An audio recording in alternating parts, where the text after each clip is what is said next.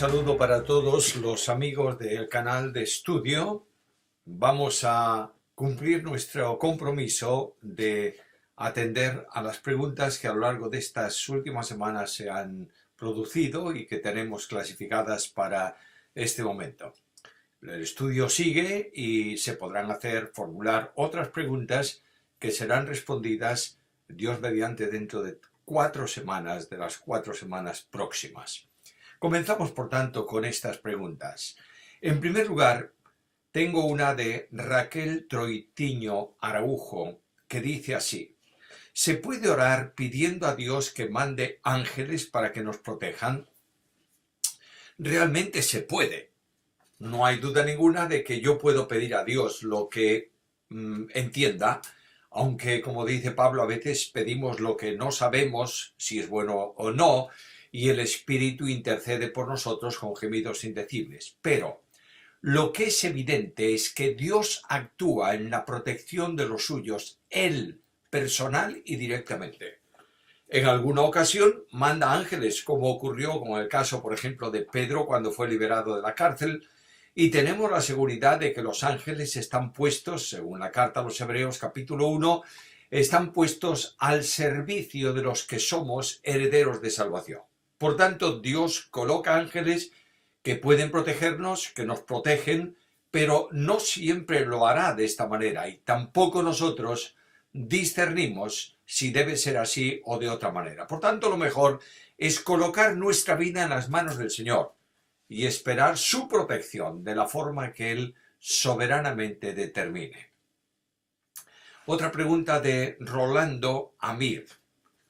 ¿Los ángeles pueden ser destruidos por Dios? Bueno, Dios puede destruir todo, es omnipotente. Ahora, ¿lo hace? No, indudablemente no. Dios ha asignado una perpetuidad de vida a los seres creados, a los seres inteligentes, ángeles y hombres, de manera que cuando un hombre muere no se destruye. Pasa a una experiencia muy singular, muy especial, en donde la vida se prolonga indefinidamente en una situación de bendición si es salvo o de condenación si no lo es. En cuanto a los ángeles, Dios los tiene, algunos de ellos reservados, y todos los ángeles caídos serán juzgados, pero algunos están reservados para un juicio especial y una acción especial. Una vez que los ángeles sean juzgados, veremos esto más adelante, Dios mediante. Una vez que los ángeles son juzgados, los ángeles perdidos, los ángeles malos, los ángeles caídos, van a un destino en el lago de fuego a perpetuidad. Por tanto, ningún ser es destruido en el sentido de desaparecer, sino simplemente tiene una especialidad, una especial forma de vida a consecuencia de lo que hayan realizado aquí, sea bueno, es decir, sean salvos en cuanto a los hombres, o no hubieran pecado en cuanto a los ángeles, o sea malo, es decir, los que no han creído en cuanto a los hombres y los que son ángeles caídos en cuanto a los seres angelicales. Otra pregunta, Aarón Vargas formula una pregunta larga. Apocalipsis 1:20 está refiriéndose a los ángeles de las iglesias, escribe al ángel de la iglesia. Comparado con Génesis 32, cuando habla de que Jacob estuvo luchando con un varón y después de todo lo bendice, o con Oseas 12:3-4, que describe que es un ángel, ¿se refiere a Jesús? Lo digo porque en ninguna referencia de las que has mencionado he podido ver algún ángel bendiciendo al hombre. Bien, hay una dificultad interpretativa en qué son o quiénes son los ángeles, y esencialmente hay dos formas de ver la cosa.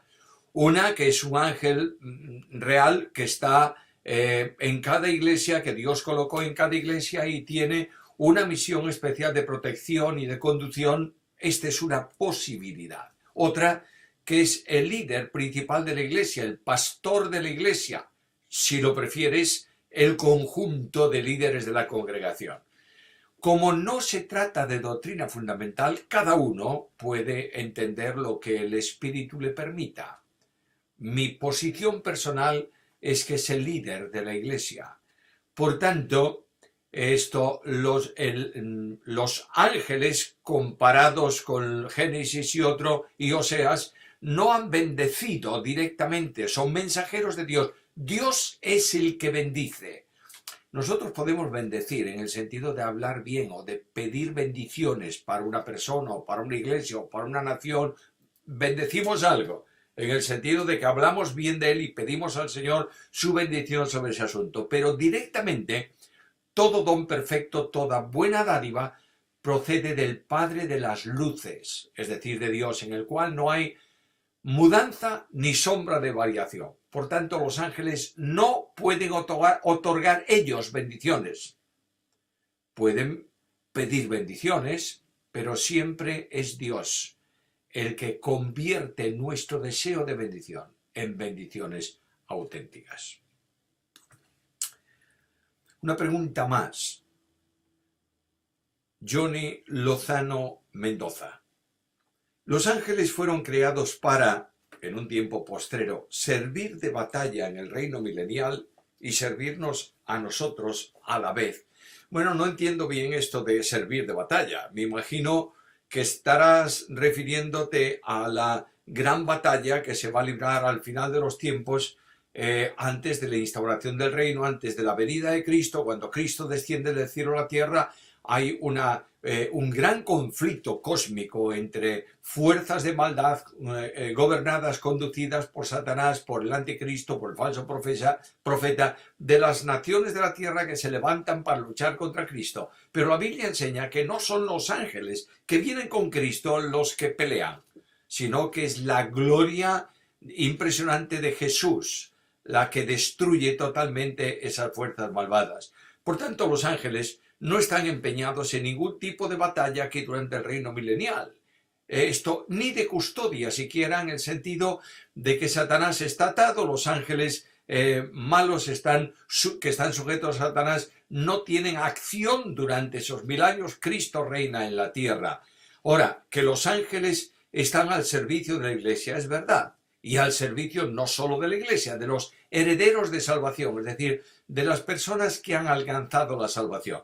Cuando se lee en Apocalipsis 21 la ciudad celestial y la comparas con la epístola a los hebreos, descubres que hemos sido llamados a unirnos a la multitud de ángeles en esa ciudad. No todos los ángeles, sino los ángeles que son necesarios para el servicio de los santos en la ciudad celestial. Por tanto, los ángeles no están empeñados en una batalla contra nadie durante el tiempo milenial y están, sí, al servicio de los que son herederos de salvación porque han creído en Jesucristo. Ramsés Ramírez. Si dentro de los hijos de Dios iba Satanás, entonces es que perdió esa potestad. ¿Por qué sería delicado pensar que los hijos pueden ser condenables, es decir, perder la salvación? Bueno, tenemos que distinguir algunas cosas. Los hijos de Dios, en cuanto a los hombres, son los que creen en Jesucristo. Juan capítulo 1, versículo 12. A todos los que le recibieron, esto es, a los que creen en su nombre, le ha dado autoridad, le ha dado potestad de ser hechos hijos de Dios. En Gálatas 4:4 dice el apóstol que cuando vino el cumplimiento del tiempo, Dios envió a su Hijo, nacido de mujer, nacido bajo la ley, para que redimiese a los que están a los que estábamos bajo la ley, a fin de que recibiésemos la adopción de hijos. Los hijos en el tiempo presente son adoptados por Cristo en el Hijo, y somos adoptados hijos en el Hijo. Es decir, no son hijos de Dios aquellos que no han sido salvos. La Biblia enseña con toda claridad que aunque sean muy religiosos, Cristo llamó a los fariseos enormemente religiosos hijos del demonio, no hijos de Abraham, es decir, no herederos de la fe. Por tanto, ningún creyente hombre pierde la salvación, pero ningún ángel puede ser salvo. De manera que cuando en el Antiguo Testamento se llama a los ángeles hijos de Dios, no está diciendo bajo ningún concepto que los ángeles de Dios hayan perdido su salvación, sino que se han perdido ellos mismos a consecuencia del pecado contra Dios, que no tiene posibilidad de salvación. porque Dios no se apiadó de los ángeles, sino que se apiadó de los hombres. No confundamos, por favor, los términos hijos de Dios en cuanto a los ángeles e hijos de Dios en cuanto a los hombres, es decir, a los creyentes. Otra pregunta, Norberto López. ¿Los ángeles que no pecaron y los seres humanos que sean salvos tienen libre albedrío? Bien, los ángeles tienen libre albedrío en el sentido de que tuvieron opción de seguir en obediencia a Dios o de rechazar esa obediencia. Y esos ángeles que aceptaron la desobediencia no tienen salvación, están condenados y tampoco tienen libre albedrío en el sentido de que ellos están orientados solo a hacer lo malo, es su condición natural. Los ángeles santos, que también se le llama en la Biblia los ángeles escogidos, estos ángeles santos tienen el libre albedrío absoluto, lo tuvieron al elegir mantenerse firmes a Dios, fieles a Dios, y este libre albedrío lo tienen hoy, pero es una libertad absolutamente condicionada al hecho de que son esencialmente obedientes, santos, buenos, perfectos y temerosos de Dios. Por tanto, ninguno de ellos va a abandonar, usando esa libertad que tienen, va a abandonar a Dios. El libre albedrío de los hombres se ha manifestado antes de la caída. Adán podía hacer lo que quisiera. Libre albedrío es la capacidad de actuar en un sentido o en otro sin condicionante ninguno. Eso solo lo hubo en Adán. Adán no estaba condicionado por el pecado, por tanto podía decir sí o no al tentador. Dijo sí, cayó en el pecado. Desde entonces el pecado viene a formar parte de la experiencia del hombre. Y cuando Dios ve al hombre, Génesis capítulo 6 y más adelante hasta el capítulo 9, Dios ve al hombre y dice que el corazón del hombre es continuamente el mal. Por tanto, el pecado condiciona la libertad del hombre, arrastra al hombre, Romanos capítulo 7, y lo conduce a hacer lo que no quiere, incluso intelectualmente hablando. Por tanto, el hombre hoy tiene una libertad condicionada, algunos llaman un arbitrio condicionado. El hombre por sí mismo, con su propia fuerza, puede estar en una posición más natural en cuanto a moral, a ética, o menos natural en cuanto a desorden pecaminoso. Pero el libre albedrío, la libertad absoluta, se condiciona cuando el Espíritu Santo de Dios conduce al hombre en plenitud. El libre albedrío será recuperado absolutamente cuando el pecado sea retirado de la experiencia del hombre, cuando la iglesia sea llevada a la presencia de Dios, cuando el Dios de la gloria tenga comunión eterna y perfecta con los santos redimidos. En ese momento cada uno de nosotros tendremos una vida sin condicionante ninguno del pecado, porque ya el pecado habrá sido retirado del hombre. César Zamora pregunta, ¿no define la duración del día 24 horas el hecho de que se diga en Génesis 1, 5, 8, 13, 19, 23, 31 y fue la tarde y la mañana de un día? Dado que quien está escribiendo es Moisés inspirado por Dios y que si el sol y la luna y las estrellas creados en el día cuarto fueron hechos para separar el día de la noche y servir de señales para las estaciones, para días y años, para alumbrar la tierra, esto pues fue hecho para el hombre. Para Dios el tiempo de mañana y de tarde de 24 horas podría ser ya conocido y definido. Bueno, quiero advertir que hay cuestiones curiosas que la Biblia no responde, esta es una de ellas. Hay cuestiones interpretativas, no afectan doctrina fundamental. Si alguien cree que 24 horas es el tiempo de cada uno de los 7 días de la creación, piénselo y yo no tengo ningún problema para admitir ese pensamiento. Pero no hay duda alguna que la medición del tiempo de 24 horas solo ocurre en el cuarto día. Cuando hay sol, cuando hay luna. El hermano pregunta si Dios no podía ya saber en su mente el tiempo de 24 días y establecer esos días para la creación de esa manera. No es que Dios podía saber, es que Dios lo sabe. Pero Dios no actúa en la Biblia ilógicamente porque es un Dios lógico. De manera que con toda probabilidad, este Dios de la Biblia estableció periodos de tiempo al que llama días. Porque si tenemos que aplicar el término día a 24 horas, la pregunta surge inmediatamente. ¿Cuál es la duración del día del Señor? Del que habla Joel y del que se refiere en varios pasajes también del Nuevo Testamento. ¿24 horas?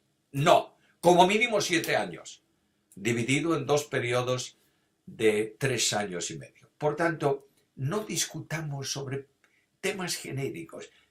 ¿Alguien quiere creer que son 24 horas? Amén. ¿Alguien quiere pensar que son periodos de miles de años? Amén. Porque para Dios un día es como 1000 años y 1000 años como un día. Tenemos mucho, hermanos amados, que estudiar en lo que es comprensible de la Biblia y dejar las cosas poco comprensibles para cuando estemos en la presencia del Señor. Allí sabremos, sin duda alguna, todos estos misterios que formulan preguntas. Otra pregunta de César Zamora. En Job 38, 4 al 8, cuando habla de la fundación de la tierra, dice: alababan todas las estrellas del alba y se regocijaban los hijos de Dios. Pero en Génesis 1, 16, el día cuarto dice que hizo también las estrellas. ¿Se refiere a las mismas estrellas? Y si es así, ¿cómo se explicaría que unas estuvieran antes de la fundación del mundo en un versículo y otras sean creadas en el día cuarto? La Biblia es un libro que utiliza mucho el lenguaje figurado. El idioma hebreo es mucho más breve en cuanto al léxico que el idioma griego. Cuando un griego quería decir una cosa y no tenía palabra para expresarla, en su diccionario, valga el ejemplo, la inventaba. El hebreo no. Por eso cuando tú vas a los Salmos encuentras cosas como estas: el que habita al abrigo del Altísimo, ¿qué es eso? Morará bajo la sombra del Omnipotente, ¿qué es eso? O con sus plumas me cubrirá y debajo de sus alas estaré seguro. ¿Tiene plumas y alas Dios?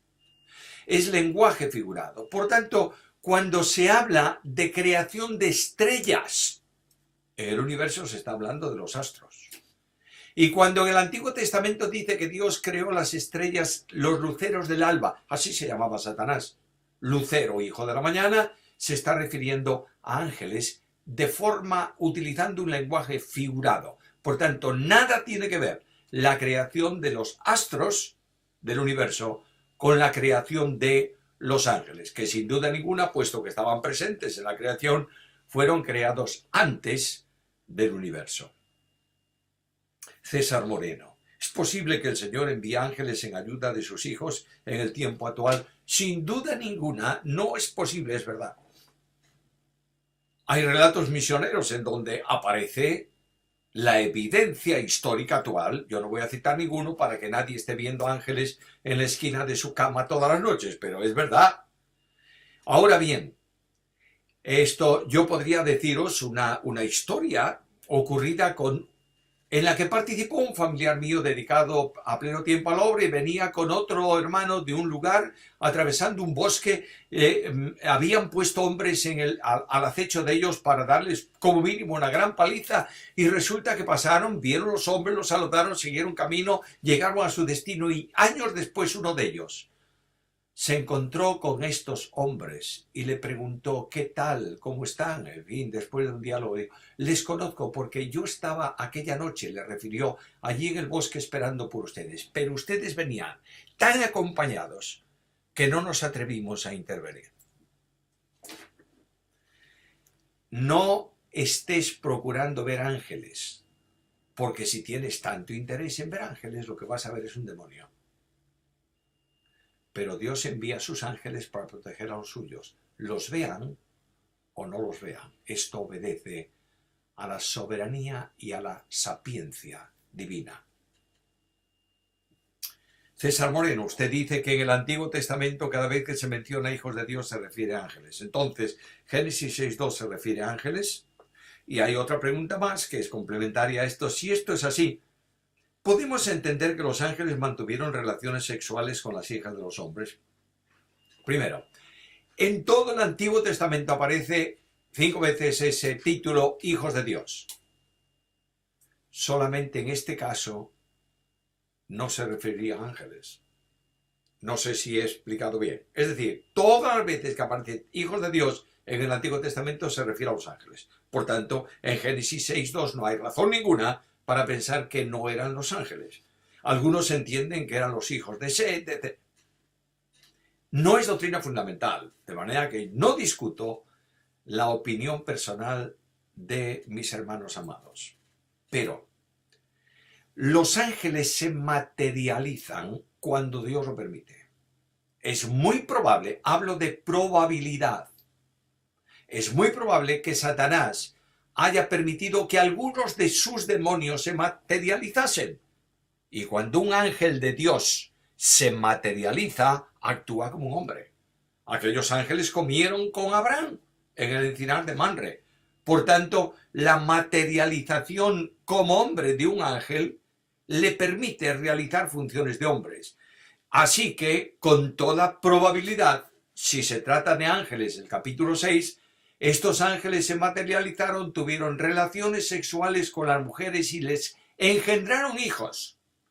Y Dios actuó inmediatamente castigando a esos que abandonaron sus moradas, es decir, su forma natural de ser, y encerrándolos para el juicio de los ángeles perdidos en el día venidero. Mariano A.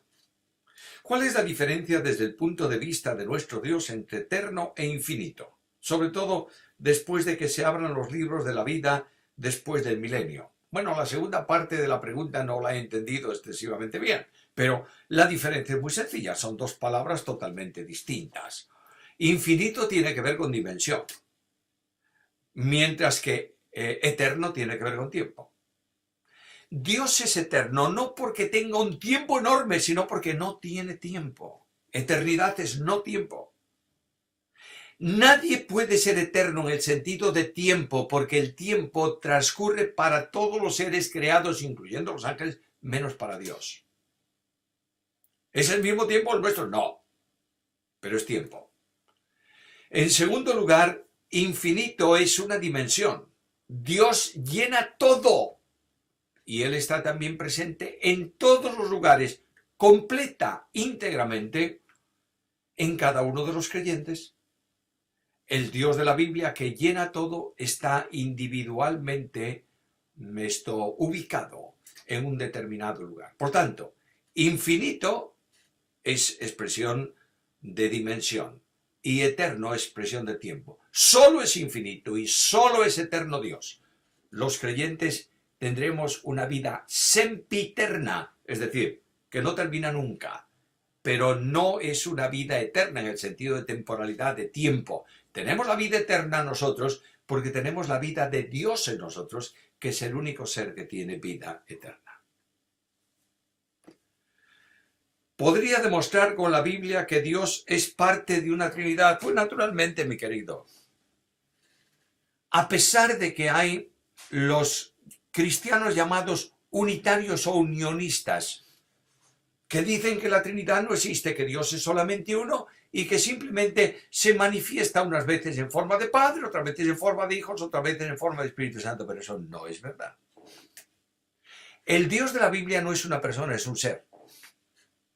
Y ese ser existe eternamente en tres personas, la persona del Padre, la persona del Hijo y la persona del Espíritu Santo. Las tres personas son el único Dios verdadero, individualmente y colectivamente también.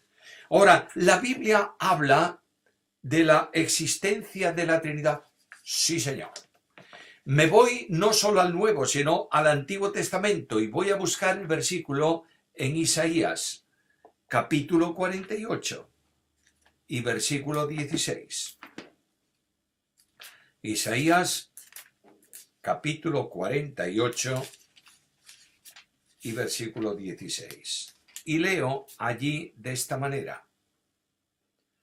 Acercaos a mí, oíd esto, desde el principio no hablé en secreto, desde que eso se hizo, allí estoy yo, y ahora me envió Jehová,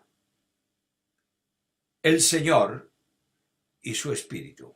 Algunos unitarios dicen, no, es Jehová el Señor, es decir, Jehová el que es el Señor. Bueno, se lo doy para él. Pero como mínimo hay dos personas o no. Hay tres en el versículo. Ahora me voy al Nuevo Testamento. Y en el Nuevo Testamento me encuentro con la institución del bautismo. Y Cristo dice bautizándolos en el singular, nombre del Padre y del Hijo y del Espíritu Santo. El Dios de la Biblia se manifiesta en el Nuevo Testamento en tres personas. Me voy a Efesios capítulo 4, versículos 4 al 6. Y ahí comienza mencionando en primer lugar un solo espíritu, versículo 4. Un Señor, versículo 5. Un Dios y Padre, versículo 6. Por tanto, la Trinidad está presente en la Biblia, en el Nuevo Testamento y en el Antiguo Testamento. Me voy a la carta primera de Pedro y allí también encuentro en el capítulo 1, versículo 2, escogidos según la presciencia de Dios Padre, en santificación del Espíritu, para ser rociados con la sangre de Cristo. Y ahí tiene las tres personas de la Trinidad. Negar la Trinidad es negar al Dios de la Biblia.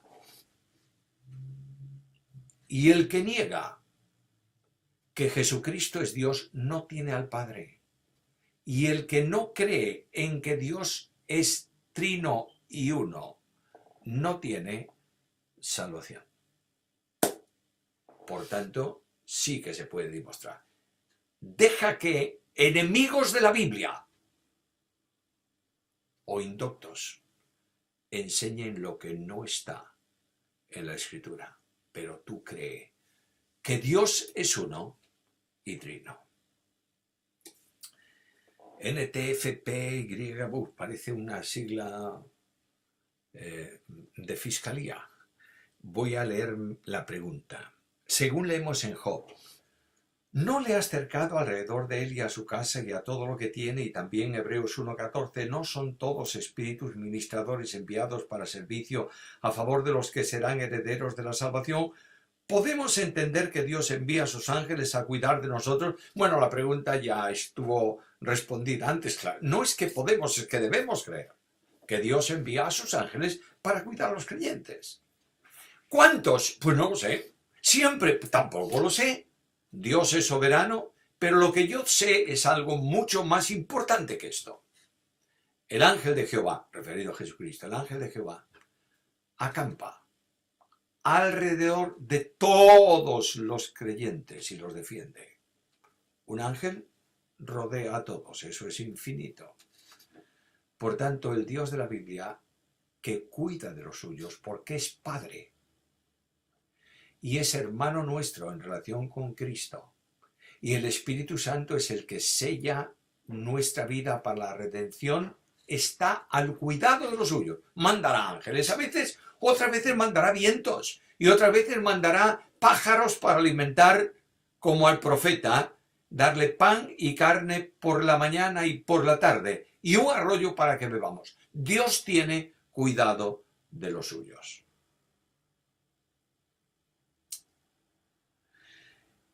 A la luz de la Biblia, dice, hay varias posturas en cuanto al texto de Génesis 6 sobre el origen y naturaleza de los gigantes y su relación con los ángeles, y sobre todo Job 1:6, en cuanto si los ángeles son criaturas o hijos de Dios, incluido Satanás. ¿Podía explicar la suya? Bueno, mi pensamiento no tiene valor ninguno. Porque lo que yo puedo es pensar conforme a la Biblia. Y en cosas generales podré pensar una cosa y un hermano querido otra. Y eso no significa que estemos extraviados, uno u otro. Simplemente nuestro pensamiento es distinto. Los gigantes no se dice en Génesis que son el resultado de la unión de los ángeles con las mujeres. Dice, y había gigantes en la tierra. Y la idea más normal de ese texto, a la luz de el original, es que en la tierra había gigantes. Y además, cuando los ángeles vinieron y se unieron, los ángeles caídos con las hijas de los hombres, les engendraron hijos que eran hombres de renombre, es decir, de gran capacidad intelectual, social, etcétera, etcétera. Mi pensamiento, lo he dicho antes en una de las preguntas, es que los ángeles caídos cometieron el gran pecado de materializarse y procuraron crear una raza al margen de Dios, totalmente opuesta a él, relacionados con Satanás y no con Dios. Por tanto, ahí hay un secreto bíblico que la Escritura no revela. Ramsés Ramírez, viendo el relato del encuentro de Abraham con los 3 ángeles en el encinar de Manre, ¿podemos afirmar que los ángeles tienen la facultad de comer? No, señor. Los ángeles ni comen, ni duermen como nosotros.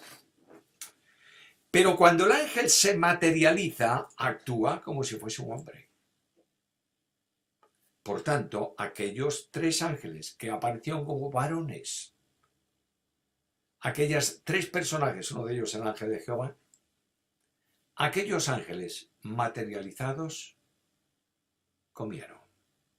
No porque tengan necesidad, sino porque lo hicieron en cuanto al hecho de haberse materializado. Germán M. En Génesis 6.2 se está hablando también de ángeles. Yo personalmente creo que sí, porque son hijos de Dios y sería el único lugar en donde efectivamente aparecería el nombre hijos de Dios en un sentido diferente al de los ángeles. Por tanto, creo que en Génesis 6.2 se está hablando también de ángeles. Daniel Arroyo, vamos avanzando y casi terminando las preguntas. ¿Podría ampliar el aspecto de las jerarquías angelicales y su influencia sobre los reinos del mundo?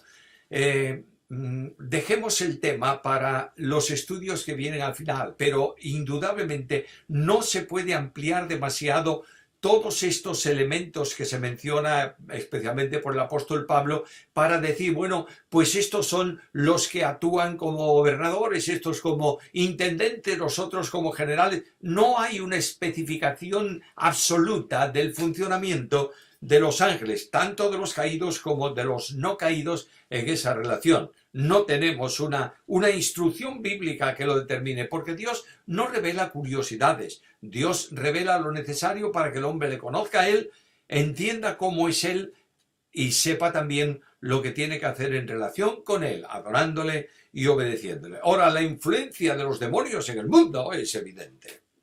No hace falta ningún ejemplo, creo, ¿verdad? Esto solamente voy a daros un dato. Acabo de leer una estadística en la que se dice, hecha por 3 universidades en Europa, que el 70% de los jóvenes hoy, entre 18 y 25 años, se confiesan ateos.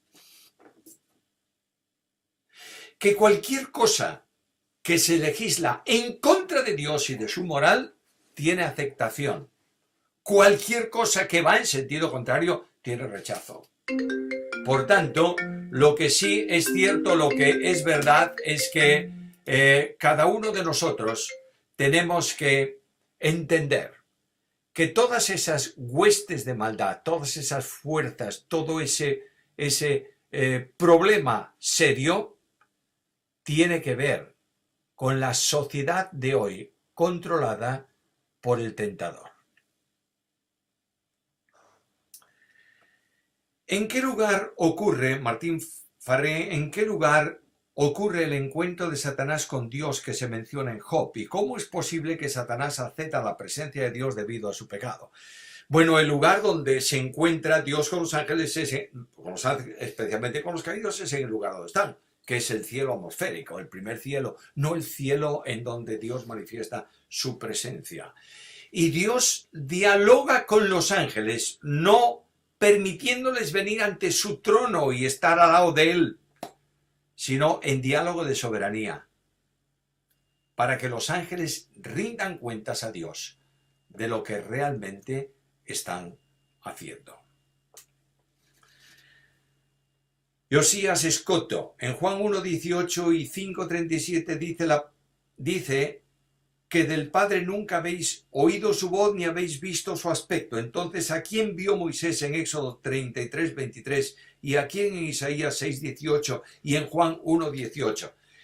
Todas esas manifestaciones visibles de Dios son hechas en el revelador de Dios, que es Jesucristo. Nadie puede ver al Padre jamás. Lo vemos en Cristo. Y Cristo nos revela al Padre. Y Cristo será para nosotros la revelación visible, exhaustiva de Dios, por los siglos de los siglos. Y Cristo dice, el que me ha visto a mí, ha visto al Padre. Por tanto, lo que vio Moisés y lo que nosotros veremos en la presencia de Dios, lo que Juan vio en Apocalipsis capítulo 1, es la gloriosa persona de Jesucristo el Señor, imagen de Dios, resplandor de Dios, y en quien habita corporalmente toda la plenitud de la deidad. Samuel Rodríguez, es correcto pensar que el Hijo siempre ha tenido un cuerpo glorificado y que es una imagen visible de Dios y que por eso somos hechos a su imagen y semejanza, cuerpo, alma, espíritu, y que se encarnó en un cuerpo mortal, de ahí la admiración de los ángeles, pero que siempre ha tenido un cuerpo eterno que tiene ahora. No es verdad eso. Cristo se manifestó visiblemente como un hombre, pero solo tuvo un cuerpo humano cuando el Verbo, segunda persona de la deidad, se encarnó en María. Antes no. Y el cuerpo que está ahora glorificado es ese que nació en Belén. Pero Cristo no tuvo siempre un cuerpo, y mucho menos que Cristo se haya hecho visible de esa manera para que Dios nos crease a su imagen. Él es la imagen de Dios, el arquetipo de Dios. Y la idea de que ese cuerpo tiene eterno o anterior a su nacimiento, supuestamente en Cristo, que tiene espíritu, alma y cuerpo, no es condicionante, porque el hombre no tiene solo espíritu, alma y cuerpo. Tiene esas cosas, pero tiene además corazón, que también es parte espiritual, mente, que es parte espiritual, etcétera, etcétera. El hecho de que la Biblia diga por Pablo, vuestro cuerpo, espíritu y alma, no significa que sea la totalidad absoluta, sino que son elementos de la parte espiritual y de la parte material que forman un ente que se llama hombre. Por tanto, de manera ninguna podemos decir que Cristo tuvo cuerpo humano antes de que fuese concebido por obra del Espíritu Santo en el seno de María y naciese en Belén. César Montero.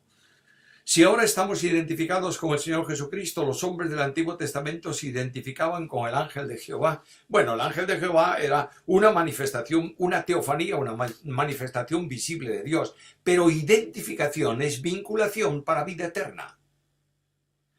El Dios de la Biblia vive en tiempo presente, por tanto, la vida eterna concedida a los del Antiguo Testamento tiene una vinculación temporal para el hombre, eterna para Dios, en el sentido de que todo aquel que cree es unido vitalmente a Cristo. Los del Antiguo Testamento no tenían la revelación que tenemos nosotros, pero tenían la salvación, obtenían la salvación de la misma manera, por gracia, mediante la fe, creyendo a Dios. Y Dios pasaba en su paciencia los pecados pasados en vista a la cruz de Cristo. Y es precisamente por Cristo y en Cristo que el hombre puede tener perdón de pecados y vida eterna. César Moreno pregunta también ¿qué Santiago Jacobo escribió la epístola de Santiago? Bueno, el medio hermano de Jesús, hijo de María y José, no solo de María.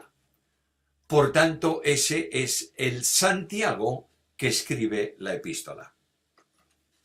Melzer Paz, Jesucristo en el Antiguo Testamento como ángel de Jehová comió, bebió, pudo ser tocado. En el Nuevo, durante su vida terrenal, también vemos que sucede lo mismo, de igual manera en su cuerpo resucitado. ¿Es el mismo cuerpo con que se manifiesta a los hombres o son cuerpos diferentes? ¿Cuáles serían sus diferencias? Es el mismo cuerpo con que se manifiesta. En el Antiguo Testamento es una corporativización, es decir, una toma de cuerpo de la segunda persona de la deidad, una manifestación corporal, visible, de la segunda persona de la deidad. Pero el cuerpo de Cristo, cuerpo del Hijo de Dios, solamente tiene lugar por concepción. De manera que el cuerpo de Cristo, que fue tocado por los discípulos, por los apóstoles, etcétera, etcétera, es el que murió, el que resucitó, el que está sentado a la diestra de Dios. Aquel cuerpo visible del Antiguo Testamento es una forma para que los hombres puedan ver directamente a Dios en la segunda persona, que es la única persona que va a tener un cuerpo porque se hace hombre. Melzer Paz. Cuando usted hace mención de que la primera persona de la deidad no será vista nunca, ¿se refiere aquí en la tierra o también en el cielo? Nosotros como iglesia podremos conocer en el cielo a Dios Padre. Podremos conocerlo, lo conocemos ya.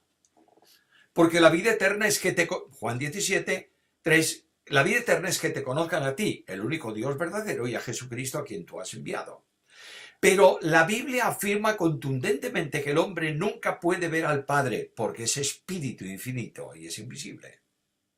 Pero podremos conocerlo, verlo en el sentido de percibir de él por medio de Jesucristo. Que la misión de Jesucristo es revelar al Padre, de manera que cuando estemos en la presencia de Dios y veamos a Cristo, quien me ha visto a mí, dice el Señor, ha visto al Padre.